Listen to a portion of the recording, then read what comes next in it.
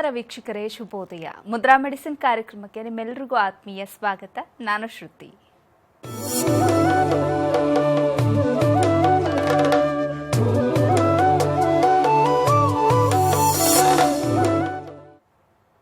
ಇವತ್ತಿನ ಮುದ್ರಾ ಮೆಡಿಸಿನ್ ಕಾರ್ಯಕ್ರಮವನ್ನು ನಡೆಸಿಕೊಡುವುದಕ್ಕೆ ಮುದ್ರಾ ಬ್ರಹ್ಮ, ಮುದ್ರಾ ರತ್ನ, ಮುದ್ರಾ ಶಿರೋಮಣಿ ಗುರೂಜಿ ಶ್ರೀ ಲಕ್ಷ್ಮೀ ಶ್ರೀನಿವಾಸರವರು ನಮ್ಮೊಂದಿಗಿದ್ದಾರೆ. ಗುರೂಜಿಯವರು ಕಂಪ್ಯೂಟರ್ ಸೈನ್ಸ್ನಲ್ಲಿ ಎಂಜಿನಿಯರಿಂಗ್ ಪದವಿ ಪಡೆದು ಎಂಎಸ್ ಕಂಪ್ಯೂಟರ್ ಸಾಫ್ಟ್ವೇರ್ನಲ್ಲಿ ಸ್ನಾತಕೋತ್ತರ ಪದವಿ ಪಡೆದು ಹಲವಾರು ಮಲ್ಟಿನ್ಯಾಷನಲ್ ಸಾಫ್ಟ್ವೇರ್ ಕಂಪನಿಗಳಲ್ಲಿ 26 ವರ್ಷ ಸತತವಾಗಿ ಸೇವೆ ಸಲ್ಲಿಸಿದ್ದಾರೆ. ಗುರೂಜಿಯವರು ವೇದ ವಿಜ್ಞಾನ, ಜ್ಯೋತಿಷ್ಯ ಶಾಸ್ತ್ರ ಹಾಗೂ ಪುರಾತನ ಮುದ್ರಾ ಮಂತ್ರ, ಯಂತ್ರ, ತಂತ್ರಶಾಸ್ತ್ರಗಳಲ್ಲಿ ಸಂಶೋಧನೆ ನಡೆಸಿ ಔಷಧಿ ರಹಿತ ಜೀವನ ನಡೆಸುವುದು ಹೇಗೆ ಹಾಗೂ ಮನೆಗೊಬ್ಬ ವೈದ್ಯನಾಗುವುದು ಹೇಗೆ ಅಂತ ತಿಳಿಸಿಕೊಡ್ತಾ ಬಂದಿದ್ದಾರೆ. ಇದಲ್ಲದೆ ಭೂತ, ಪ್ರೇತ, ಮಾಟ, ಮಂತ್ರ, ತಂತ್ರಗಳ ಬಗ್ಗೆ ಸಂಶೋಧನೆ ನಡೆಸಿ ಮನೆಗೊಬ್ಬ ಮಾಂತ್ರಿಕ ಮತ್ತು ತಾಂತ್ರಿಕನಾಗುವುದು ಹೇಗೆ ಅಂತ ತಿಳಿಸಿಕೊಡ್ತಾ ಬಂದಿದ್ದಾರೆ. ಗುರೂಜಿಯವರು ಹಲವಾರು ಪುಸ್ತಕಗಳನ್ನು ಬರೆದು ಸಮಾಜಕ್ಕೆ ಜ್ಞಾನಾರ್ಜನೆ ಮಾಡಿದ್ದಾರೆ. ಸಮಾಜದ ಹಿತಕ್ಕಾಗಿ ಬೆಂಗಳೂರಿನಿಂದ ಸುಮಾರು 40 ಕಿಲೋಮೀಟರ್ ದೂರದಲ್ಲಿ ಉಚಿತ ಅನಾಥಾಶ್ರಮ, ವೃದ್ಧಾಶ್ರಮ ಹಾಗೂ ಮುದ್ರಾ ಮಂತ್ರ ತಂತ್ರ ಸಂಶೋಧನಾ ಕೇಂದ್ರವನ್ನ ಸ್ಥಾಪನೆ ಮಾಡ್ತಾ ಇದ್ದಾರೆ. ಗುರೂಜಿಯವರನ್ನ ನಿಮ್ಮೆಲ್ಲರ ಪರವಾಗಿ ಕಾರ್ಯಕ್ರಮಕ್ಕೆ ಸ್ವಾಗತಿಸ್ತಾ ಇದ್ದೇನೆ. ಗುರುಗಳೇ ನಮಸ್ಕಾರ, ಕಾರ್ಯಕ್ರಮಕ್ಕೆ ಸ್ವಾಗತ. ಆತ್ಮೀಯ ವೀಕ್ಷಕ ಬಾಂಧವರಿಗೆಲ್ಲ ನಮಸ್ಕಾರ. ಗುರೂಜಿ, ಇವತ್ತಿನ ಕಾರ್ಯಕ್ರಮದಲ್ಲಿ ನಮ್ಮ ವೀಕ್ಷಕರಿಗೆ ಯಾವ ವಿಚಾರದ ಬಗ್ಗೆ ತಿಳಿಸ್ಕೊಡ್ತಾ ಇದ್ದೀರಿ? ಇವತ್ತಿನ ಸಂಚಿಕೆಯಲ್ಲಿ ಒಂದು ಹೆಣ್ಣು ಮಗು ಮದುವೆ ಆಗಲ್ಲ, ಅದೇ ಪರಪುರುಷನ ಜೊತೆ ಓಡಾಡ್ಕೊಂಡಿರ್ತಾಳೆ. ಈ ಥರ ಇರಬೇಕಾದ್ರೆ ಅವ್ರ ಜೀವನ ಹೇಗೆ ನಡೆಯುತ್ತೆ, ಅವ್ರು ಯಾತಕ್ಕೋಸ್ಕರ ಜನ್ಮ ತಗೊಂಡಿದ್ದಾರೆ, ಅವ್ರ ಜೀವನ ಹೇಗೆ ಅಂತ್ಯ ಆಗುತ್ತೆ, ಅಂಥವ್ರ ಜಾತಕ ಹೇಗಿರುತ್ತೆ ಅನ್ನೋದ್ರ ಬಗ್ಗೆ ಇವತ್ತು ನಾನು ಸ್ತ್ರೀ ಜಾತಕ ಅದ್ರ ಬಗ್ಗೆ ಒಂದಷ್ಟು ಮಾಹಿತಿಯನ್ನು ಕೊಟ್ಟು ಅದ್ರ ಬಗ್ಗೆ ಚರ್ಚೆ ಮಾಡುವಂಥ ಒಂದು ಉದ್ದೇಶ ಇಟ್ಕೊಂಡು ಈ ಎಪಿಸೋಡ್ನಲ್ಲಿ ನಾನು ಹೇಳೋಕ್ಕೆ ಇಷ್ಟಪಡ್ತೀನಿ. ಸರ್ವೇ ಸಾಮಾನ್ಯವಾಗಿ ಇವತ್ತಿನ ನಮ್ಮ ಸಮಾಜದಲ್ಲಿ ಎಷ್ಟೋ ಹೆಣ್ಮಕ್ಳು ಮದುವೆ ಆಗಿಲ್ಲ, ಲಿವಿಂಗ್ ಟುಗೆದರ್ ಅನ್ನೋ ಒಂದು ಕಾನ್ಸೆಪ್ಟ್ನಲ್ಲಿ ಬದುಕ್ತಾ ಇದ್ದಾರೆ. ಇದು ಇವತ್ತಿನ ಸಿಸ್ಟಮ್ ಅಲ್ಲ, ಇದು ಹಿಂದಿನ ಕಾಲದಲ್ಲೂ ಇತ್ತು. ಇದು ಅದಕ್ಕೆ ಜ್ಯೋತಿಷ್ಯ ಶಾಸ್ತ್ರದಲ್ಲಿ ಇದ್ರ ಬಗ್ಗೆ ಬರೆದಿದ್ದಾರೆ. ಜ್ಯೋತಿಷ್ಯ ಶಾಸ್ತ್ರದಲ್ಲಿ ಬರಿಬೇಕು ಅಂದರೆ ಹಿಂದೆ ನಡೆದಿತ್ತು ಅಂತ ಅರ್ಥ ಆಯಿತು. ಶಾಸ್ತ್ರ ಬಂದಿರೋದು ಹಿಂದಿನ ಇತಿಹಾಸದಿಂದ. ಕೆಲವು ಹೆಣ್ಮಕ್ಳು ಮದುವೆಗೆ ಇಷ್ಟಪಡೋದಿಲ್ಲ, ಆದರೆ ಎಲ್ಲರ ಜೊತೆಲೂ ಓಡಾಡ್ತಿರ್ತಾರೆ. ಈ ಥರ ಜಾತಕ ಏನಕ್ಕೆ ಬರುತ್ತೆ? ಈಗ ಕೆಲವರು ಬಂದಂತ ಹೇಳ್ತಾರೆ, ನನಗೆ ತಲೆ ಕೆಟ್ಟೋಗಿದ್ದೆ, ನಾವು ಯಾಕಾದ್ರೂ ಬದುಕಿದ್ದೀವೋ ಅನಿಸುತ್ತೆ, ನನ್ನ ಮಗಳಿಗೆ ಎಷ್ಟು ಹೇಳಿದ್ರು ಮದುವೆ ಮಾಡ್ಕೊಳ್ಳಲ್ಲ, ಆದರೆ ಎಲ್ಲ ಗಂಡು ಹುಡುಗರ ಜೊತೆ ಓಡಾಡ್ತಾರೆ, ಇದು ನಮ್ಗೆ ನಮ್ಮ ಬಂಧುಗಳು ಮಿತ್ರಗಳು ಎಲ್ಲ ನೋಡಿ ನಮಗೆ ಅವಮಾನ ಮಾಡ್ತಿದ್ದಾರೆ, ಇದಕ್ಕೇನಾದ್ರು ಒಂದು ಪರಿಹಾರ ಇದೆಯಾ ಅಂತ ಒಬ್ರು ಬಂದು ಕೇಳಿದ್ರು. ತಂದೆ ಒಂದು ಜಾತಿ, ತಾಯಿ ಒಂದು ಜಾತಿ, ಇಂಟರ್ ಕ್ಯಾಸ್ಟ್ ಮ್ಯಾರೇಜ್ ಆಗಿದೆ, ಅವ್ರಿಗೊಬ್ಳು ಮಗಳು ಹುಟ್ಬಿಟ್ಟಿದ್ದಾಳೆ. ಅವಳೇನು ಮಾಡ್ತಾಳೆ, ಬೆಳೆದಿದ್ದಾಳೆ, ದೊಡ್ಡವಳಾಗಿದ್ದಾಳೆ, ಕಾಲೇಜ್ ಡಿಗ್ರಿನೂ ಮುಗಿಸಿದ್ದಾಳೆ. ಮದುವೆ ಮಾಡಿಸೋಕೆ ಹೊರಡ್ರೆ ತಂದೆ ಕಡೆಯವರು ಮದುವೆ ಮಾಡ್ಕೊಳ್ತಾ ಇಲ್ಲ ಹುಡುಗಿನ. ಯಾಕೆಂದರೆ ತಂದೆ ಇಂಟರ್ ಕ್ಯಾಸ್ಟ್ ಮ್ಯಾರೇಜ್ ಬಂದ ಅಂತ ಅವ್ರ ಬಂಧು ಬಳಗ ಕೈ ಬಿಟ್ಬಿಟ್ಟಿದ್ದಾರೆ. ತಾಯಿ ಕೂಡ ಒಂದು ಜಾತಿ ಹುಟ್ಟಿ ಬಂದವಳು, ಅವಳು ಬೇರೆ ಕ್ಯಾಸ್ಟ್ ಮದುವೆ ಮಾಡ್ಕೊಂಡು ತಾಯಿ ಕಡೆ ಸಂಬಂಧದವರು ಕೈ ಬಿಟ್ಬಿಟ್ಟಿದ್ದಾರೆ. ಈಗ ತಾಯಿ ತನ್ನ ಮಗಳನ್ನ ತನ್ನ ಸಂಬಂಧಕ್ಕೆ ಕೊಡೋಣ ಅಂದರೆ ಯಾರೂ ಮದುವೆ ಮಾಡ್ಕೊಳ್ಳಲ್ಲ, ತಂದೆ ನನ್ನ ಬಂಧು ಬಳಗದವ್ರಿಗೆ ಯಾರು ಕೊಡೋಣ ಅಂದರೆ ಯಾರೂ ಮಾಡ್ಕೋತಾ ಇಲ್ಲ. ಹಾಗಾದ್ರೆ ಹುಡುಗಿ ಏನು ಮಾಡಬೇಕು? ತಂದೆನೂ ತಾಯಿನೂ ಬೇರೆ ಬೇರೆ ಜಾತಿ ಆದ್ದರಿಂದ ಅಂಥ ತಂದೆ ತಾಯಿಗೆ ಹುಟ್ಟಿದಂಥ ಮಗಳು ಯಾವ ಜಾತಿಗೆ ಮದುವೆ ಮಾಡಬೇಕು ಅನ್ನೋದು ದೊಡ್ಡ ಪ್ರಶ್ನೆ ಬಂತು. ಆ ಮಗು ದೊಡ್ಡವಳಾಗಿದ್ದಾಳೆ, ಡಿಗ್ರಿ ಮುಗಿಸಿ ಕೆಲಸಕ್ಕೆ ಹೋಗ್ತಿದ್ದಾಳೆ, ಮದುವೆ ಆಗ್ತಾಳೆ. ಯಾರು ತಾಯಿ ಕಡೆಯವ್ರಿಗೂ ಮದುವೆ ಮಾಡ್ಕೋತಿಲ್ಲ, ತಂದೆ ಕಡೆಯೂ ಮದುವೆ ಆಗ್ತಿಲ್ಲ. ಅವಳೇನು ಮಾಡ್ತಾಳೆ, ಹಲವಾರು ಹುಡುಗರ ಜೊತೆ ಸಹವಾಸಲ್ಲಿ ಇಟ್ಕೊಂಡು ಈ ಲಿವಿಂಗ್ ಟುಗೆದರ್ ಅನ್ನೋ ಕಾನ್ಸೆಪ್ಟಲ್ಲಿ ಬದುಕ್ತಿದ್ದಾಳೆ. ಇಂಥ ತಂದೆ ತಾಯಿ ಬಂದು ಕೇಳ್ತಾರೆ, ನಾವಿಬ್ಬರು ಇಂಟರ್ ಕ್ಯಾಸ್ಟ್ ಮ್ಯಾರೇಜು, ಈಗ ನನ್ನ ಮಗಳಿಗೆ ಮದುವೆ ಮಾಡಬೇಕು, ಏನು ಮಾಡೋದು? ನೋಡಿದ್ರೆ ಅವಳು ಹೀಗಿದ್ದಾಳೆ ಅಂತ.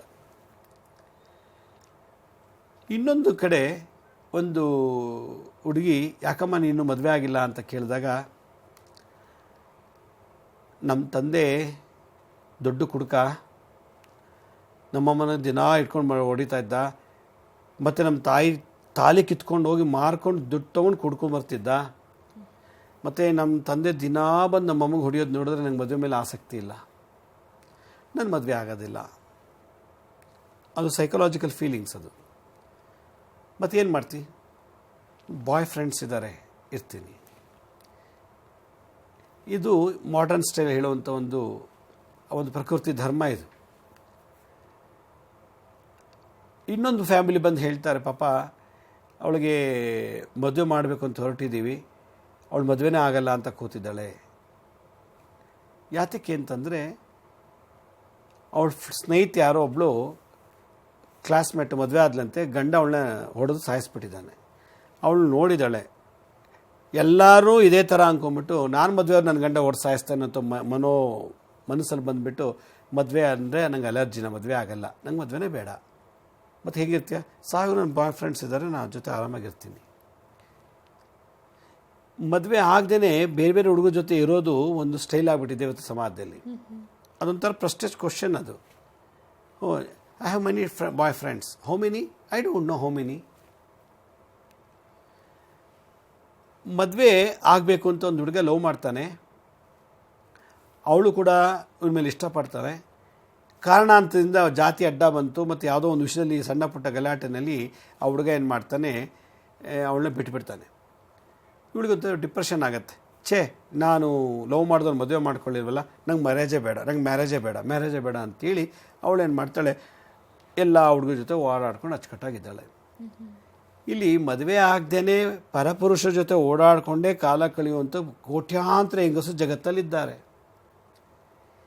ಒಂದು ಎರಡಲ್ಲ, ಬೆರಳೆಣಿಸೋಷ್ಟದಲ್ಲ, ಕೋಟ್ಯಾಂತರ ಹೆಂಗಸರು. ಈ ಥರ ಆಗಲಿಕ್ಕೆ ಕಾರಣ ಏನು? ಯಾಕೆ ಅವ್ರು ಮದುವೆ ಆಗೋಕ್ಕೆ ಆಗ್ತಿಲ್ಲ? ಯಾಕೆ ಮತಿ ಕೊಟ್ಟಿಲ್ಲ ಮದುವೆ ಆಗಲಿಕ್ಕೆ? ಮದುವೆ ಇಲ್ಲದೇ ಹಲವಾರು ಪರಪುರುಷ ಜೊತೆ ಸವಾಸ ಯಾಕೆ ಮಾಡ್ತಾರೆ ಅನ್ನೋದಾದರೆ ಅವ್ರು ಹೋದ ಜನ್ಮದ ಕರ್ಮ ಹೆಂಗಿರ್ಬೋದು. ಅದಕ್ಕೆ ಮದುವೆ ಆಗೋಕ್ಕೆ ಮುಂಚೆ ಒಂದು ಗಂಡು ಒಂದು ಹುಡುಗಿಯ ಜಾತಕ ಫಸ್ಟ್ ನೋಡಬೇಕು, ಆರೋಸ್ಕೋಪ್.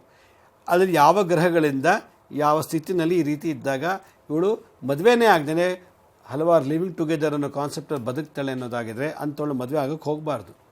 ಆ ಥರ ಕಾನ್ಸೆಪ್ಟ್ ಇದ್ದವನ್ನ ಮದುವೆ ಮಾಡಿಕೊಂಡ್ರೆ 1 ವಾರ 10 ದಿವಸಕ್ಕೆ ಡೈವರ್ಸ್ ಆಗುತ್ತೆ. ಯಾಕೆಂದರೆ ಅದು ಶಾಪಗ್ರಸ್ತ ಜಾತಕ. ಅದರಿಂದ ಈ ಥರ ಜಾತಿಯಲ್ಲಿ ಹುಟ್ಟೋರಿಗೆ ಪರಿಹಾರ ಏನು, ಅದಕ್ಕೆ ಯಾವ ರೀತಿ ನಾವು ಪತ್ತೆ ಹಚ್ಚೋದು ಅನ್ನೋದನ್ನು ನಾನೊಂದು ವಿಶೇಷವಾದ ಒಂದು ಮಾಹಿತಿನ ಹಂಚ್ಕೊಳ್ಳೋಕ್ಕೆ ಇಷ್ಟಪಡ್ತೀನಿ. ಸರಿ ಗುರೂಜಿ, ಈ ಬಗ್ಗೆ ಮಾತಾಡೋಣ. ವೀಕ್ಷಕರೇ, ಮುದ್ರಾ ಮೆಡಿಸಿನ್ ಕಾರ್ಯಕ್ರಮ ಮುಂದುವರಿಯುತ್ತೆ ಪುಟ್ಟ ವಿರಾಮದ ನಂತರ ಮುದ್ರಾ ಮೆಡಿಸಿನ್ ಕಾರ್ಯಕ್ರಮಕ್ಕೆ ಮತ್ತೊಮ್ಮೆ ಸ್ವಾಗತ. ಗುರೂಜಿ, ಈ ರೀತಿ ಹೆಣ್ಮಕ್ಳು ಮದುವೆ ಮಾಡ್ಕೊಳ್ದೆ ಪರಪುರುಷರ ಜೊತೆ ಓಡಾಡ್ತಾ ಇದ್ರು ಅಂತ ಅಂದರೆ ಅವರ ಹಿಂದಿನ ಜನ್ಮದ ಕರ್ಮದ ಫಲಗಳು ಹೇಗೆ ಕಾರಣ ಆಗುತ್ತೆ? ಈ ಬಗ್ಗೆ ಕರ್ಮ ಸಿದ್ಧಾಂತ ಏನು ಹೇಳುತ್ತೆ? ನೋಡಿ, ಯಾವ ಸ್ತ್ರೀ ಪ್ರಾಪ್ತ ವಯಸ್ಸಿಗೆ ಬಂದು ಮದುವೆ ಆಗದೇ ವಿವಾಹವನ್ನು ನಿಷೇಧಿಸಿ ಪರಪುರುಷತೆ ಹೋರಾಡ್ತಾಳೆ ಅಂತಂದರೆ ಅವಳಲ್ಲಿ ಪುರುಷ ಶಾಪಗ್ರಸ್ತ ಜಾತಕ ಇರ್ತದೆ. ಯಾವ ಸ್ತ್ರೀಗೆ ಪುರುಷ ಶಾಪ ಇರುತ್ತೋ ಅವ್ರು ಮದುವೆ ಆಗೋಕ್ಕಾಗಲ್ಲ. ಯಾವ ಪುರುಷನಿಗೆ ಸ್ತ್ರೀ ಶಾಪ ಇರುತ್ತೋ ಅವನು ಮದುವೆ ಆಗೋಕ್ಕಾಗೋದಿಲ್ಲ. ಇಲ್ಲಿ ಈ ಹುಡುಗಿಗೆ ಪುರುಷ ಶಾಪ ಬರಲಿಕ್ಕೆ ಕಾರಣ ಏನು ಅಂತಂದರೆ, ಓದ್ ಜನ್ಮದಲ್ಲಿ ಏನಾದರೂ ಅವಳು ಮದುವೆ ಆಗೋದನ್ನು ಚಾಡಿ ಹೇಳಿ ನಿಲ್ಲಿಸಿದ್ರೆ ಈ ಜನ್ಮದಲ್ಲಿ ಅವಳಿಗೆ ಮದುವೆ ಆಗೋಕ್ಕಾಗೋದಿಲ್ಲ. ಅಂದರೆ ಓದ್ ಜನ್ಮದಲ್ಲಿ ಅವಳು ಯಾವುದಾದ್ರು ಹೆಣ್ಣು ಮದುವೆ ಆಗುವಂಥ ಸಂದರ್ಭ ಬಂದಾಗ ಅದು ತಪ್ಪಿಸ್ಬಿಟ್ಟಿದ್ರೆ, ಚಾಡಿ ಹೇಳೋ ಸುಳ್ಳು ಹೇಳೋ ಮಾಡಿ ಅವಳಿಗೆ ಮದುವೆ ಆಗೋ ಯೋಗ ಇಲ್ಲ. ಎರಡನೇದು, ಗಂಡ ಹೆಂಡು ಮದುವೆ ಆಗಿರೋ ಸಂಸಾರವನ್ನು ಹಾಳು ಮಾಡಿದರೆ, ಈಗ ನೀವಿಬ್ಬರು ಗಂಡ ಹೆಂಡ್ತಿರ್ತಿರ್ತೀವಿ, ನಾವು ಮಧ್ಯೆ ಬಂದು ಚಾಡಿ ಹೇಳ್ತಾ ಇರ್ತೀನಿ ಅಂತ ಇಟ್ಕೊಳ್ಳಿ, ನಿಮ್ಮ ಬಗ್ಗೆ ಅವ್ನಿಗೆ ಹೇಳೋದು, ಅವ್ನ ಬಗ್ಗೆ ನಿಮ್ಮ ಬಗ್ಗೆ ಹೇಳೋದು. ಈ ಥರ ಇದ್ದಾಗ ನನಗೆ ವಿವಾಹ ಯೋಗನೇ ಕಳೆದು ಬಿಡ್ತಾನೆ ಜಾತಕದಲ್ಲಿ. ನೆಕ್ಸ್ಟ್ ಬರ್ತಿಗೆ ಆ ಯೋಗನೇ ಕ್ಯಾನ್ಸಲ್. ಎಲ್ಲ ಯೋಗ ಇದೆ, ವಿವಾಹ ಯೋಗ ಇರೋದಿಲ್ಲ. ಈ ಥರ ಏನಾದ್ರು ಹೆಣ್ಮಕ್ಳು ಓದ್ ಜನ್ಮದಲ್ಲಿ ಮಾಡಿದರೆ ಮತ್ತೆ ಹೆಣ್ಣಾಗಿ ಹೊಡ್ತಾರೆ ಅವರು ಮಾಡಿ, ಅವರಿಗೆ ಈ ವಿವಾಹ ಯೋಗ ಈ ಬರ್ತ ಸಿಗೋದೇ ಇಲ್ಲ. ಆ ಯಾವ ತಿರುಪತಿ ಯಾತ್ರೆ ಮಾಡಲಿ, ಶಬರಿಮಲೆಗೆ 50 ಸಲ ನಡ್ಕೊಂಡು ಹೋಗಲಿ, ಧರ್ಮಸ್ಥಳ ಮಂಜುನಾಥ್ಗೆ ಹೋಗಿ ಪೂಜೆ ಪುರಸ್ಕಾರ ಮಾಡಿ ಕುಕ್ಕೆಗೆ ಹೋಗಿ ಬಂದರೂ ಕೂಡ ಮದುವೆ ಆಗೋದಿಲ್ಲ. ಶಾಪನೇ. ನಾನು ಆಗಲೇ ಹೇಳ್ತದೆ, ಶಾಪಕ್ಕೆ ಪರಿಹಾರನೇ ಇಲ್ಲ ವರ್ಡಲ್ಲಿ, ಪಾಪಕ್ಕೆ ಪರಿಹಾರ ಇದೆ. ಆ ಪಾಪಕ್ಕೆ ಮೆಡಿಸಿನ್ ರೂಪದಲ್ಲಾದ್ರೂ ತೊಗೋಬೋದು, ದಾನ ಮಾಡಾದ್ರೂ ಪಾಪ ಕಳ್ಕೊಬೋದು, ಇಲ್ಲ ಅನ್ನದಾನ ಮಾಡೋದು ಕಳ್ಕೊಬೋದು, ನದಿ ಸ್ನಾನ ಮಾಡ್ಬೋದು, ಇಲ್ಲ ವೇದ ಮಂತ್ರಗಳು ಹೇಳಿ ಆ ಪಾಪ ಕಳ್ಕೊಬೋದು. ಶಾಪ ಕಳಿಕ್ಕೆ ಸಾಧ್ಯನೇ ಇಲ್ಲ. ಶಾಪ ನಡೆಸಬೇಕೋಸ್ಕರ ಜನ್ಮ ಬಂದಿರುತ್ತೆ. ಮೂರನೇ ಸಿದ್ಧಾಂತ, ಕರ್ಮ ಸಿದ್ಧಾಂತ ಏನು ಹೇಳುತ್ತೆ ಅಂತಂದರೆ, ತಾನು ಒಂದು ಗಂಡು ಹೆಣ್ಣು ಮದುವೆ ಆಗಿರ್ತಾರೆ ಅಂತ ಇಟ್ಕೊಳ್ಳಿ, ಆ ಸಂಸಾರ ಬಗ್ಗೆ ತಾನೂ ಇಂಟರ್ಫಿಯರ್ ಆಗಿ ಅದೇ ಗಂಡನ ಜೊತೆ ಇವಳು ಸಂಸಾರ ಮಾಡಿದ್ರೆ ಓದ್ ಜನ್ಮದಲ್ಲಿ ಈ ಜನ್ಮದಲ್ಲಿ ಮದುವೆ ಆಗಲ್ಲ. ಈಗ ಓದ್ ಜನ್ಮದಲ್ಲಿ ಇಬ್ಬರು ಗಂಡ ಹೆಂಡ್ತು ಚೆನ್ನಾಗಿ ಸಂಸಾರ ನಡೆಸ್ತಾ ಇದ್ರು. ಯಾವಳೋ ಒಬ್ಳು ಆಫೀಸಲ್ಲಿ ಅವನಿಗೆ ಪರಿಚಯ ಆಯಿತು. ಅವಳು ಗೊತ್ತು ಇವನು ಮದುವೆ ಆಗಿದೆ ಅಂತ, ಅವಳು ಗೊತ್ತು ಮದುವೆಯಾಗಿ ಮಕ್ಕಳಾಗಿದೆ ಅಂತ, ಆದರೂ ಕೂಡ ಇವಳು ಅವನನ್ನೇ ಬಯಸ್ತಾಳೆ. ಆಗೇನು ಮಾಡ್ತಾಳೆ, ಒಬ್ಬ ಮದುವೆ ಆಗಿರೋ ಪುರುಷನ ಜೊತೆ ಇವಳು ಬಾಳಕ್ಕೆ ಅಂತ ಹೊರಟಾಗ ಆ ಥರ ಬಾಳಿ ಬದುಕಿ ಸತ್ತೋಗಿದ್ರೆ ಈ ಜನ್ಮದಲ್ಲಿ ಅವಳಿಗೆ ಮದುವೆ ಆಗೋ ಯೋಗ ಇಲ್ಲ. ಅವಾಗೇನು ಮಾಡ್ತಾಳೆ, ಅವಳು ಪರಪುರುಷ ಜೊತೆ ಓಡಾಡ್ಕೊಂಡು ಇರಬೇಕು. ಮದುವೆ ಅಂತಿಲ್ಲ, ಒಂದು ಸಬ್ ರಿಜಿಸ್ಟರ್ ಆಫೀಸ್ಗೆ ಹೋಗಿ ಮದುವೆ ಆಗಲ್ಲ, ಶಾಸ್ತ್ರೋಕ್ತವಾಗಿ ಮದುವೆ ಆಗೋ ಯೋಗ ಕಳ್ಕೊಂಬಿಟ್ಟಿರ್ತಾಳೆ. ಆದರೆ ಪುರುಷರ ಸವಾಸ ಇರ್ತದೆ. ಇದು 4ನೇ ಸಿದ್ಧಾಂತ, ಕರ್ಮ ಸಿದ್ಧಾಂತ ಏನು ಹೇಳ್ತದೆ ಅಂತಂದರೆ, ಯಾವ ಸ್ತ್ರೀ ಪೂರ್ವಜನ್ಮದಲ್ಲಿ ಮದುವೆ ಆಗುವ ಸಮಯದಲ್ಲಿ ಏನಾದರೂ ವಧು ಅಥವಾ ವರರ ವಸ್ತುಗಳನ್ನು ಕದ್ದಿದ್ದರೆ ಮದುವೆ ಮನೆಯಲ್ಲಿ ಅವಳಿಗೆ ಈ ಜನ್ಮದಲ್ಲಿ ಮದುವೆ ಆಗಲ್ಲ. ಅಂಥವ್ರು ಏನಾದ್ರು ಇತ್ತು ಅಂತಂದರೆ ಈ ಜನ್ಮದಲ್ಲಿ ವಿಧವಾ ಸ್ತ್ರೀ ಇರ್ತಾಳಲ್ಲ, ಗಂಡ ಸತ್ತ 12 ದಿನದೊಳಗೆ ಆ ವಿಧವಾ ಸ್ತ್ರೀಗೆ ನಮಸ್ಕಾರ ಮಾಡಿ ಅವಳಿಂದ ಅರ್ಶಿನ ಕುಂಕುಮ ಬಳೆ ತೊಗೊಂಡ್ರೆ ಮದುವೆ ಆಗತ್ತೆ ಅಂತ ಲಾಲ್ ಕಿತಾಬಲ್ಲಿ ಹೇಳುತ್ತೆ ಪರಿಹಾರ. ಈಗ ಗಂಡ ಸತ್ತು 12 ದಿನ ಆಗತ್ತೆ, ಅಂಥೊಳಗೆ ಹೋಗಿ ಸೀರೆ ಕೊಟ್ಟು ಕುಂಕುಮ ಕೊಟ್ಟು ಬಳೆ ಕೊಟ್ಟು ನಮಸ್ಕಾರ ಮಾಡಿ ಅವಳಿಂದ ಅರ್ಶಿನ ಕುಂಕುಮ ತೊಗೊಂಡ್ರೆ ಮದುವೆ ಮನೆಯಲ್ಲಿ ಗಂಡಿಗೆ ಅಥವಾ ಹೆಣ್ಣಿಗೆ ಸಂಬಂಧಪಟ್ಟಂಥ ಪದಾರ್ಥಗಳನ್ನು ಕದ್ದಿದ್ರೆ ನೆಕ್ಸ್ಟ್ ಬರ್ತಿಗೆ ಮದುವೆ ಆಗಲ್ಲ, ಅವಳಿಗೆ ಪರಪುರುಷರ ಜೊತೆ ಓಡಾಡುವಂಥ ಯೋಗ ಬರ್ತದೆ. ಕೊನೆಯದೊಂದು ಸಿದ್ಧಾಂತ ಏನು ಹೇಳುತ್ತೆ ಕರ್ಮ ಸಿದ್ಧಾಂತ ಅಂದರೆ, ಮದುವೆ ಎಲ್ಲ ಆಗಿರುತ್ತೆ, ಮದುವೆ ಎಲ್ಲ ಆಗಿ ಮಕ್ಕಳೂ ಇರ್ತದೆ ಒಂದು ಸಂಸಾರದಲ್ಲಿ, ಮಕ್ಕಳು ಇದ್ದಂಥ ಸಂಸಾರಕ್ಕೆ ಚಾಡಿಯಲ್ಲಿ ಸಂಸಾರನ ಹೊಡೆದಾಕಿದ್ರೆ ಈ ಜನ್ಮದಲ್ಲಿ ಮದುವೆ ಆಗಲ್ಲ. ಅದರಿಂದ ಈ ವಿಷಯಗಳೆಲ್ಲ ಭಾಳ ಗಂಭೀರವಾಗಿ ಗಮನಿಸ್ಬೇಕು ನಾವು. ಒಂದು ಖುಷಿಗೋ ಒಂದು ದ್ವೇಷಕ್ಕೋ ಅಸೂಯೆಗೋ ನಾವು ಈ ಥರ ಮಾಡಿಬಿಟ್ಟಿರ್ತೀವಿ. ಆದರೆ ಈ ಜನ್ಮದಲ್ಲಿ ನಾನು ಯಾಕೆ ಮದುವೆ ಆಗ್ತಿಲ್ಲ ಅಂದರೆ ಇದೆಲ್ಲ ಹಿಂದೆ ತಿರುಗಿ ನೋಡಬೇಕು. ಇದೇ ಕರ್ಮ ಸಿದ್ಧಾಂತ. ಕರ್ಮವನ್ನು ಅರಿಯೋದೇ ದೊಡ್ಡ ರಹಸ್ಯ. ಆದ್ದರಿಂದ ಇಷ್ಟೆಲ್ಲ ನಡೆದಿರುವಂಥ ಜಾತಕಗಳು ಮತ್ತೆ ರೀಬರ್ತಾಗಿದ್ದರೆ ಅವಳಿಗೆ ಯಾಕೆ ಮದುವೆ ಆಗಿಲ್ಲ ಅಂದರೆ ಇಷ್ಟು ಕಾರಣ ಹಿಂದೆ ಇರುತ್ತೆ, ಯಾವುದಾದ್ರು ಒಂದು ಕಾರಣ ಇರುತ್ತೆ. ಇದನ್ನು ತೋರಿಸ್ಲಿಕ್ಕೆ ಅಂತಲೇ ಈ ಬರ್ತಿಲಿ ಅವಳ ಜನ್ಮ ಕುಂಡಲಿ ಆಯಾ ಗ್ರಹಗಳು ಸಂಬಂಧಪಟ್ಟಂಥ ಗ್ರಹಗಳು ಆ ಜಾಗದಿರುತ್ತೆ. ಯಾಕೆಂದರೆ ಮದುವೆ ಆಗಲ್ಲ ಅಂದರೆ ಸರ್ಪದೋಷ ಇರ್ತು ಅಂತ ಅರ್ಥ. ಸರ್ಪದೋಷ ಇರುವಂಥ ರಾಶಿಗಳು ಯಾವುದು? ಮೇಷ, ವೃಶ್ಚಿಕ ಲಗ್ನ, ವೃಶ್ಚಿಕ ರಾಶಿ. ಮೇಷ ಮತ್ತು ವೃಶ್ಚಿಕದಲ್ಲಿ ಕುಜ ಇರ್ತಾನೆ, ಮಂಗಳ ಗ್ರಹ ಇರ್ತಾನೆ. ಅಂಥ ಲಗ್ನದಲ್ಲಿ ಇಂಥವ್ರು ಹುಟ್ಬಿಡ್ತಾರೆ. ಅದು ತಪ್ಸೋಕ್ಕೆ ಸಾಧ್ಯನೇ ಇಲ್ಲ. ಅವ್ರು ಯಾರೋ ಹೇಳ್ತಾ ಇದ್ರು, ಇಂಥ ಒಳ್ಳೆ ಮುಹೂರ್ತದಲ್ಲಿ ಡೆಲಿವರಿ ಮಾಡಿಕೊಡ್ತೀನಿ, ಡಾಕ್ಟ್ರ್ ಹೇಳ್ತಾ ಇದ್ರಂತೆ. ಒಳ್ಳೆ ಮುಹೂರ್ತ ಇದೆ, ಒಳ್ಳೆ ಮಗು ಉಡುತ್ತೆ ಅಂಥೇಳಿ ಆ ಸಮಯಕ್ಕೆ ಹೊಟ್ಟೆ ನೋವು ಬರೋಂಗೆ ಮಾಡಿ ಡೆಲಿವರಿ ಮಾಡಿದ್ದಾರೆ. ನೋಡ್ರೆ ಹುಟ್ಟಿರೋ ಮಗು ಅವಳು ಮದುವೆ ಆಗಲ್ಲ, ಪರಪುರುಷ ಜೊತೆ ಓಡಾಡೋಂಥ ಮಗು ಹುಟ್ಟಿದೆ. ಆ ಜಾತಕ ಆಗಿದೆ ಅದು. ಅದರಿಂದ ಒಳ್ಳೆ ನಕ್ಷತ್ರ ನೋಡಿ ಜನನ ಮಾಡಿಸೋದು ದೊಡ್ಡದಲ್ಲ, ಪೂರ್ವಜನ್ಮದ ಕರ್ಮವನ್ನು ಕಳೆಯುವಂಥದ್ದು ನಾವು ಮಾಡಬೇಕು. ಆದ್ದರಿಂದ ಒಬ್ಬ ತಂದೆ ತಾಯಿ ಒಂದು ಹೆಣ್ಣು ಮಗುಗೆ ಜನ್ಮ ಕೊಡಬೇಕು ಅಂದರೆ 10 ಸಲ ಯೋಚನೆ ಮಾಡಬೇಕಂತೆ. ಯಾಕೆ ಗೊತ್ತಾ? ಕುಲದೇವಿ ಆಶೀರ್ವಾದ ಆಗಬೇಕು. ಅದರಿಂದ ಮದುವೆ ಆದ ತಕ್ಷಣ ಹಿಂದಿನ ಕಾಲದಲ್ಲಿ ಏನು ಮಾಡ್ತಾಯಿದ್ರು, ಮದುವೆ ಆದ ತಕ್ಷಣ ಆ ಗಂಡು ಹೆಣ್ಣನ್ನು ಕುಲದೇವರು ದರ್ಶನ ಮಾಡಿಸ್ತಾರೆ. ಯಾಕೆ ಗೊತ್ತಾ? ಅದೇನೋ ಶಾಪಗಳಿದೆ ಕಳೆದೋಗ್ಲಿ ಅಂತೇಳಿ. ಕುಲದೇವರ ಶಾಪ ವಿಮೋಚನೆ ಆಗಲಿ ಅಂತಲೇ ದರ್ಶನ ಮಾಡಿಸಿ ಆಮೇಲೆ ಅವರಿಗೆ ಸಂತಾನೋತ್ಪತ್ತಿಗೆ ಅವಕಾಶ ಮಾಡಿಕೊಡ್ತಾ ಇದ್ರಂತೆ. ಈಗ ಆ ಪದ್ಧತಿ ಕಮ್ಮಿ ಆಗಿದೆ. ಈಗ ಎಲ್ಲ ಸಬ್ ರಿಜಿಸ್ಟ್ರಾರ್ ಎಲ್ಲ ಮುಗಿಸ್ಕೊಂಡು ಮದುವೆ ಆಗ್ತಾರೆ. 8-9 ವರ್ಷ ಲವ್ ಮಾಡಿ ಆಮೇಲೆ ಮ್ಯಾರೇಜ್ ಆಗ್ತಾ ಇದ್ದಾರೆ. ಏನಿದೆ ಅದರಲ್ಲಿ? ಸುಮ್ಮನೆ ಒಂದೊಂದು ಸಮಾಜ ಒಂದು ಲೈಸೆನ್ಸ್ ತೊಗೊಳ್ಳೋದು. ಮದುವೆ ಅಂದರೆ ಏನು ಗೊತ್ತಾ? ಲೈಸೆನ್ಸ್ ತೊಗೊಂಡಿದ್ದೀನಿ ಅಂತ. ಹೀಗೆ ಇದೆಲ್ಲ ತಪ್ಪು ಒಪ್ಪುಗಳನ್ನೆಲ್ಲ ತಿದ್ದುವಂಥ ಸಾಮರ್ಥ್ಯತೆ ಇರುವಂಥ ಒಂದು ಜ್ಞಾನ ಯಾವ ಯೂನಿವರ್ಸಿಟಿಲೇ ಆಗಲಿ ಕಾಲೇಜುಗಳಲ್ಲಿ ಕೊಡ್ತಾ ಇಲ್ಲ. ಈ ತಪ್ಪನ್ನು ಮತ್ತೆ ಆಗಬಾರ್ದು ಅನ್ನೋದಾದ್ರೆ ಏನು ಮಾಡಬೇಕು? ಒಂದು ಇದನ್ನು ಸಿಲೆಬಸ್ ಥರ ಮಾಡಬೇಕು ಸಮಾಜದಲ್ಲಿ. ಆಗ ಧರ್ಮನೂ ಪಾಲನೆ ಆಯಿತು, ನೀತಿನೂ ಉಳೀತು, ನಮ್ಮ ಕರ್ಮನೂ ಕಳೆಯುತ್ತೆ, ಸನ್ಮಾರ್ಗದಲ್ಲಿ ಹೋಗುವಂಥ ಜ್ಞಾನವೂ ಪ್ರಾಪ್ತಿ ಆಗುತ್ತೆ. ಆ ರೀತಿ ಜ್ಞಾನವನ್ನು ಕೊಡುವಂಥ ವಿಚಾರ ಆಗಬೇಕು ಅಂತ ನನ್ನ ಆಸೆ. ಗುರುಜಿ ಬಗ್ಗೆ ಮಾತಾಡೋಣ. ವೀಕ್ಷಕರೇ, ಕಾರ್ಯಕ್ರಮ ಮುಂದುವರಿಯುತ್ತೆ ಪುಟ್ಟ ವಿರಾಮದ ನಂತರ ಮುದ್ರಾ ಮೆಡಿಸಿನ್ ಕಾರ್ಯಕ್ರಮಕ್ಕೆ ಮತ್ತೊಮ್ಮೆ ಸ್ವಾಗತ. ಗುರುಜಿ, ನೀವು ಹೇಳ್ತಾ ಇದ್ರಿ, ಸಾಕಷ್ಟು ಎಕ್ಸಾಂಪಲ್ನ ಕೂಡ ಕೊಡ್ತಾ ಇದ್ರಿ. ಪೂರ್ವಜನ್ಮದ ಕರ್ಮದ ಫಲಗಳು ಈ ರೀತಿಯಾದಂಥ ಜಾತಕ ಹುಟ್ಟೋದಕ್ಕೆ ಹೇಗೆ ಕಾರಣ ಆಗುತ್ತೆ, ಹೆಣ್ಮಕ್ಳು ಮದುವೆ ಆಗದೆ ಪರಪುರುಷನ ಜೊತೆ ಓಡಾಡೋದಕ್ಕೆ ಹೇಗೆ ಕರ್ಮಫಲಗಳು ಕಾರಣವಾಗುತ್ತೆ ಅನ್ನೋದನ್ನು ತಿಳಿಸ್ಕೊಡ್ತಾ ಇದ್ರಿ. ಹೀಗಾಗಿ ಈ ದೋಷದಿಂದ ಮುಕ್ತಿಯನ್ನು ಹೊಂದಬೇಕು ಅಂತ ಅಂದರೆ ಪರಿಹಾರ ಏನು ಮಾಡ್ಕೊಳ್ಬೇಕಾಗತ್ತೆ? ಜೊತೆಗೆ ಹೆಣ್ಮಕ್ಳು ಹುಟ್ಟಿದ 12 ದಿನ ಆದ ನಂತರ ಜನ್ಮಕುಂಡಲಿ ಬರೆಸ್ತಾರಲ್ಲ, ಅದರಲ್ಲಿ ಹೇಗೆ ಗೊತ್ತಾಗುತ್ತೆ ಗುರುಜಿ? ನೋಡಿ, ಮಗು ಜನನ ಆದ ತಕ್ಷಣ ಜಾತಕ ಬರೀಬಾರ್ದು. ಮಗು 12 ದಿನ ತನಕ ಜಾತಕ ಬರೆಯೋಲ್ಲ. ಕೆಲವು 12 ದಿವಸಗಳು ಸತ್ತೋಗಂಥ ಮಕ್ಕಳಿಗೆ ಜಾತಕ ಬರೆಸೋದೇನು ಲಾಭ ಇಲ್ಲ. ಅದಕ್ಕೆ 12 ದಿನದ ನಂತರ ಜಾತಕ ಬರೀಬೇಕು ಅಂತ ಶಾಸ್ತ್ರ ಹೇಳೋದು.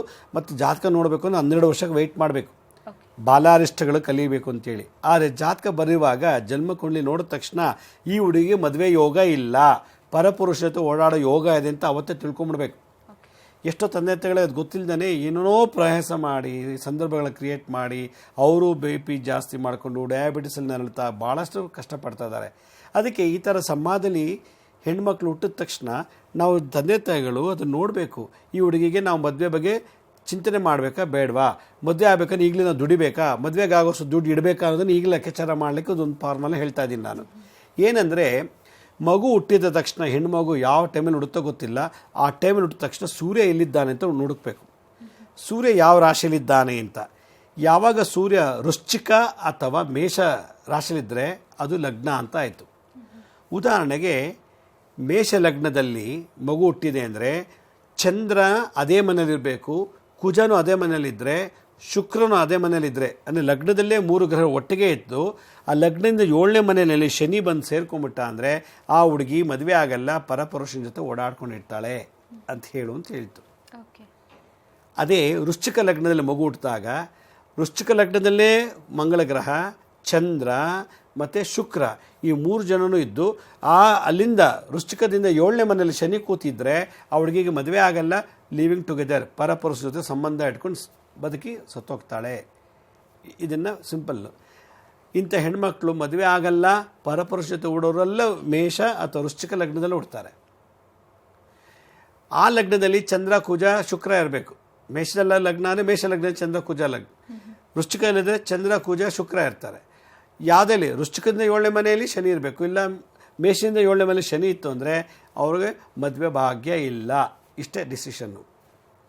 ಚಂದ್ರ ಮನಸ್ಕಾರಕ, ಮನಸ್ಸು ಕೊಡಲ್ಲ ಮದುವೆ ಆಗಬೇಕು ಅಂತ. ಕುಜ ಸರ್ಪದೋಷ ಇರ್ತದೆ. ಕುಜ ಸರ್ಪದೋಷ ಅಂದರೆ ಜನ್ಮದಲ್ಲಿ ನಾನೇನು ವಿರಾಮಕ್ಕೆ ಮುಂಚೆ ಹೇಳಿದ್ನಲ್ಲ, ಆ ತಪ್ಪು ಮಾಡೋದಕ್ಕೆ ಕುಜ ಆ ಜಾಗದಲ್ಲಿ ಕೂತಿರ್ತಾನೆ. ಶುಕ್ರ ವಿವಾಹಕಾರಕ, ವಿವಾಹ ಬಂದ್ ಮಾಡಿಬಿಡ್ತಾನೆ, ವಿವಾಹನೇ ಇಲ್ಲ. ಆದರೆ ಕಾಮಕಾರಕ, ಕಾಮ ಅಂದರೆ ಅವನು ಪರಪುರುಷ ಜೊತೆ ಓಡಾಡುವಂಥ ಯೋಗ ಕೊಡ್ತಾನೆ ಶುಕ್ರ. ಕುಜ ಏನು ಮಾಡ್ದ, ಜನ್ಮ ಮಾಡಿದ ತಪ್ಪಿಗೆ ಚಂದ್ರನ ಪಕ್ಕ ಕೂತ, ಚಂದ್ರ ಏನು ಮಾಡ್ತಾನೆ, ಮದುವೆ ಬೇಡ ಮದುವೆ ಬೇಡ ಮದುವೆ ಬೇಡ ಅಂತ ಮತ್ತೆ ಕೊಡ್ತಾನೆ. ಯಾಕೆ ಚಂದ್ರ ಮನಸ್ಕಾರಕ. ಶುಕ್ರ ಸಂತಾನಕಾರಕ, ವಿವಾಹಕಾರಕ. ಅವನಿಗೆ ವಿವಾಹ ಶುಕ್ರ ಏನು ಮಾಡ್ತಾನೆ, ಕುಜ ಜೊತೆ ಶುಕ್ರ ಇದ್ದರೆ ಮದುವೆ ಆಗಲ್ಲ. ಕೊನೆಗೆ ಶನಿ 7ನೇ ಮನೆಯಲ್ಲಿ ಕೂತಿರೋದ್ರಿಂದ ಅವಳಿಗೆ ಮದುವೆ ಅನ್ನೋದೇ ಅಸಡ್ಡೆ, ಅಲರ್ಜಿ ಆಗಿಬಿಡ್ತದೆ. ಶನಿ 7ನೇ ಮನೆ ಇರೋದ್ರಿಂದ ನಾ ಮದುವೆ ಆಗಲ್ಲಪ್ಪ, ಗಂಡಸರೇ ಎಷ್ಟು ಅನ್ಕೊಂಡ್ಬಿಡ್ತಾಳೆ. ಹೀಗಾಗಿ ಅವಳು ಏನಾಡ್ತೆ ಅದೇ ಥರ ಜೀವನ ನಡೆಸ್ಬಿಡ್ತಾಳೆ. ಕೊನೆ ಮಕ್ಕಳೇ ಆಗೋದಿಲ್ಲ, ಮದುವೆನೂ ಆಗೋದಿಲ್ಲ. ಆಮೇಲೆ ಅಕ್ಕನ ಮಕ್ಕಳು ತಮ್ಮನ ಮಕ್ಕಳ ಜೊತೆ ಅವ್ರು ಜೀವನ ಮಾಡಿಕೊಂಡು ಮದುವೆಯಲ್ಲೇ ಇಲ್ದೇ ಇರ್ತಾರೆ. ಕೆಲವರು ಏನು ಮಾಡ್ತಾರೆ, ಇದೆಲ್ಲ ಜನಗಳಿಗೆ ಗೊತ್ತಾಗುತ್ತೆ ಅಂತೇಳಿ ಊರು ಬಿಟ್ಟು ಬೇರೆ ಊರಿಗೆ ಹೋಗುವಂಥ ಸಂದರ್ಭ ಬರ್ತದೆ. ಈ ರೀತಿ ಇದ್ದಂಥ ಜಾತಕದಲ್ಲಿ ಮಗು ಇದ್ದಾಗಲೇ ಇದನ್ನು ತೆಗೆದಾಕಬೇಕು ಅಂತಂದರೆ ಕುಂಭ ವಿವಾಹ ಮಾಡಿಸ್ಬೇಕಾಗುತ್ತೆ. ವಯಸ್ಸಿಗೆ ಬಂದ ಮೇಲೆ ಶಾಸ್ತ್ರ ಪ್ರಕಾರ ಕುಂಭ ವಿವಾಹ ಮಾಡಿಸ್ಬೇಕು. ಆಗ ಮದುವೆ ಆಗೋ ಯೋಗ ಬಂತು. ಮತ್ತು ನಿರಂತರವಾಗಿ ಸುಬ್ರಹ್ಮಣ್ಯನ ಪೂಜೆ ಮಾಡಬೇಕು, ಶುಕ್ರನ ಪೂಜೆ ಮಾಡಬೇಕು. ಶುಕ್ರ, ಚಂದ್ರ, ಕುಜ, ಈ ಶನಿ, ಈ 4 ಗ್ರಹಕ್ಕೆ ದಿನನಿತ್ಯ ಅವ್ರು ಪ್ರಾರ್ಥನೆ ಮಾಡ್ತಿದ್ರೆ ಜನ್ಮದ ಕರ್ಮೆಲ್ಲ ಅಳಿಸೋಗುತ್ತೆ. ಬೈ ಮಿಸ್ಟೇಕು ಅಥವಾ ಏನೋ ಒಂದು ಮದುವೆ ಆಗಿಬಿಡುತ್ತೆ. ಮದುವೆ ಆದಮೇಲೆ ಗಂಡನ ಜೊತೆ ಆರಾಮಾಗಿರ್ತಾರೆ. ಇದನ್ನು ಈಗಲೇ ಗಮನಕ್ಕೆ ತೊಗೊಳ್ಳಿಲ್ಲ ಅಂದರೆ ದೊಡ್ಡವಳಾದಮೇಲೆ ಅವಳು ಅವ್ರ ಜೊತೆ ಓಡಾಡ್ಕೊಂಡು ನಿಂತಿದ ಮೇಲೆ ಅವಳಿಗೆ ಮದುವೆ ಅನ್ನೋದು ಕನಸು. ಆದ್ದರಿಂದ ಇಲ್ಲಿ ಪರಿಹಾರ ನಾನು ಏನು ಹೇಳ್ತೀನಿ ಅಂತಂದರೆ, ಸುಬ್ರಹ್ಮಣ್ಯ, ಚಂದ್ರ ಮತ್ತು ಶುಕ್ರರನ್ನ ಚೆನ್ನಾಗಿ ಪೂಜೆ ಮಾಡಬೇಕು. ಯಾಕೆಂದರೆ ವೃಶ್ಚಿಕ ಮತ್ತು ಮೇಷ ಸರ್ಪರಾಶಿಗಳು, ಕುಜನ ಸ್ಥಾನಗಳು. ಅಲ್ಲಿ ಕುಜನ ಜೊತೆಗೆ ಚಂದ್ರ ಶುಕ್ರ ಸೇರ್ಕೊಂಡ್ಬಿಟ್ಟ ಅಂತಂದರೆ, ಸಪ್ತಮದಲ್ಲಿ 7ನೇ ಮನೆಯಲ್ಲಿ ಶನಿ ಇತ್ತು ಅಂದರೆ, ಲಗ್ನದಿಂದ 7ನೇ ಮನೆಯಲ್ಲಿ ಶನಿ ಇತ್ತು ಅಂದರೆ ಮದುವೆನೇ ಆಗಲ್ಲ. ಅದರಿಂದ ಈ ಥರದವರಲ್ಲಿ ಏನು ಮಾಡಬೇಕು, ನಿರಂತರವಾಗಿ ಸುಬ್ರಹ್ಮಣ್ಯನ ಪೂಜೆ ಮಾಡಬೇಕು. ಮತ್ತು ತಂದೆ ತಾಯಿಗಳು ಪಾತ್ ಪೂಜೆ ಮಾಡಬೇಕು. ಇನ್ನೊಂದು ಕಡೆ ಎಲ್ಲರೂ ಮದುವೆಗಳಾಗ್ತಿದ್ರೆ ವಸ್ತ್ರ ಕೊಡೋದು ಗಂಡಿಗೆ, ಹೆಣ್ಮಕ್ಳಿಗೆ ಸೀರೆ ಕೊಡೋದು, ಇಲ್ಲ ತಾಲಿ ದಾನ ಮಾಡೋದು, ಅರ್ಶಿನ ಕುಂಕುಮ ಕೊಡೋದು, ಬಳೆಗೆ ಕೊಡೋದು, ಕಾಲುಂಗುರ ಕೊಡೋದು. ಮದುವೆ ಎಲ್ಲಾಗುತ್ತಲ್ಲ ಅಲ್ಲಿ ಸಾಮೂಹಿಕ ವಿವಾಹಗಳಾಗುತ್ತಲ್ಲ, ಆ ಸಾಮೂಹಿಕ ವಿವಾಹಗಳಲ್ಲಿ ಹೋಗ್ಬಿಟ್ಟು ಭಾಗವಹಿಸಿ ಈ ಥರ ಹೆಣ್ಮಕ್ಳು ಮದುವೆ ಆಗದೇನೆ ಪರಪುರುಷ ಜೊತೆ ಯಾರು ಓಡಾಡ್ತಿರ್ತಾರೋ ಅವ್ರಿಗೆ ಪರಿಹಾರ ಇದೇನೆ. ಎಲ್ಲಿ ಸಾಮೂಹಿಕ ವಿವಾಹಗಳಾಗುತ್ತೋ ಆ ಜಾಗದಲ್ಲಿ ಹೋಗಿ ಹೆಣ್ಣಿಗೆ ಬೇಕಾದಂಥ ದ್ರವ್ಯಗಳನ್ನು, ಸುಮಂಗಲಿ ದ್ರವ್ಯಗಳನ್ನು, ಪುರುಷರಿಗೆ ಬೇಕಾದಂಥ ಪುರುಷ ದ್ರವ್ಯಗಳನ್ನು ಕೊಡಬೇಕು. ಪಂಚಶಲ್ಯ ಕೊಡೋದು, ಬಾಸಿಂಗ ಕೊಡೋದು, ಪೇಟ ಕೊಡೋದು, ಹೆಣ್ಮಕ್ಳಿಗೆ ಬಳೆ, ಕಾಲುಂಗುರ, ಕುಂಕುಮ, ಅರ್ಶಿನದ ಕೊಂಬು, ಸೀರೆ. ಇನ್ನೂ ತುಂಬ ನಮಗೆ ದುಡ್ಡಿದೆ ಅಂದರೆ ತಾಲಿನೂ ದಾನ ಮಾಡ್ಬೋದು. ಸುವರ್ಣ ದಾನ, ಮಾಂಗಲ್ಯ ದಾನ ಮಹಾಶ್ರೇಷ್ಠ. ಅದರಿಂದ ಆ ಮಾಂಗಲ್ಯ ದಾನನೂ ಮಾಡ್ಬೋದು. ಈ ರೀತಿ ಮಾಡೋದ್ರಿಂದ ಅವ್ರಿಗೆ ಎಲ್ಲೋ ಒಂದು ಕಡೆ ಮದುವೆ ಆಗೋ ಯೋಗ ಸಿಕ್ಬಿಡುತ್ತೆ. ಇಲ್ಲ ಅಂದರೆ ಮದುವೆ ಆಗಲ್ಲ, ಲಿವಿಂಗ್ ಟುಗೆದರ್, ಕಣ್ಕಂಡು ಹುಡುಗನ ಜೊತೆಗೆ ಒಂದು 6 ತಿಂಗಳು ಈ ಹುಡುಗನ ಜೊತೆ, 1 ವರ್ಷ ಇನ್ನೊಬ್ಬರು ಹುಡುಗನ ಜೊತೆ, 2 ವರ್ಷ ಆದಮೇಲೆ ಇವನ ಜೊತೆ, ಹೀಗೆ ಅವಳಿಗೆ ಊರು ತುಂಬ ಬರೀ ಬಾಯ್ ಫ್ರೆಂಡ್ಸೇ. ಆದರೆ ಗಂಡ ಯಾರು ಅಂತ ಗೊತ್ತಿಲ್ಲ. ಈ ಥರ ಒಂದು ಜಾತಕ ಕೋಟ್ಯಾಂತರ ಜನ ಇದ್ದಾರೆ. ಅವ್ರಿಗೆ ಇದೊಂದು ರೆಮಿಡಿ ಅಂತ ನನ್ನ ಕಡೆಯಿಂದ ಹೇಳಲಿಕ್ಕೆ ಇಷ್ಟಪಡ್ತೀನಿ. ಸರಿ ಗುರುಜಿ, ಹೆಣ್ಮಕ್ಳು ಮದುವೆ ಆಗದೆ ಪರಪುರುಷನ ಜೊತೆ ಓಡಾಡ್ತಿದ್ದಾರೆ ಅಂತ ಅಂದರೆ ಅವರ ಕರ್ಮ ಫಲಗಳು ಹೇಗೆ ಕಾರಣವಾಗುತ್ತೆ, ಜೊತೆಗೆ ಅದಕ್ಕೆ ಪರಿಹಾರವನ್ನು ಹೇಗೆ ಕಂಡುಕೊಳ್ಬೇಕು, ಪೋಷಕರು ಹೆಣ್ಣು ಮಗು ಹುಟ್ಟಿದ ತಕ್ಷಣ ಬರೆಸುವಂತಹ ಜನ್ಮ ಕುಂಡಲಿಯಲ್ಲಿ ಈ ದೋಷವನ್ನು ಹೇಗೆ ಕಂಡುಕೊಳ್ಳೋದು ಅನ್ನೋದ್ರ ಬಗ್ಗೆ ಇವತ್ತಿನ ಕಾರ್ಯಕ್ರಮದಲ್ಲಿ ನಮ್ಮ ವೀಕ್ಷಕರಿಗೆ ತಿಳಿಸ್ಕೊಟ್ರಿ. ಧನ್ಯವಾದ. ಸಾಯಿರಾಮ್. ವೀಕ್ಷಕರೇ, ನೀವು ಕೂಡ ಗುರೂಜಿಯವರನ್ನ ನೇರವಾಗಿ ಭೇಟಿಯಾಗಬಹುದು. ಕಾರ್ಯಕ್ರಮದ ಕೊನೆಯಲ್ಲಿ ಗುರೂಜಿಯವರ ಕಚೇರಿಯ ವಿಳಾಸ ಹಾಗೆ ದೂರವಾಣಿ ಸಂಖ್ಯೆಗಳು ಬರುತ್ತೆ, ನೋಟ್ ಮಾಡ್ಕೊಳ್ಳಿ ಅಂತ ಹೇಳ್ತಾ ಇವತ್ತಿನ ಕಾರ್ಯಕ್ರಮವನ್ನು ಮುಗಿಸ್ತಾ ಇದ್ದೀನಿ. ನೋಡ್ತಾ ಇರಿ ಸರಳ ಜೀವನ, ಇದು ಮನುಕುಲದ ಒಳಿತಿಗಾಗಿ.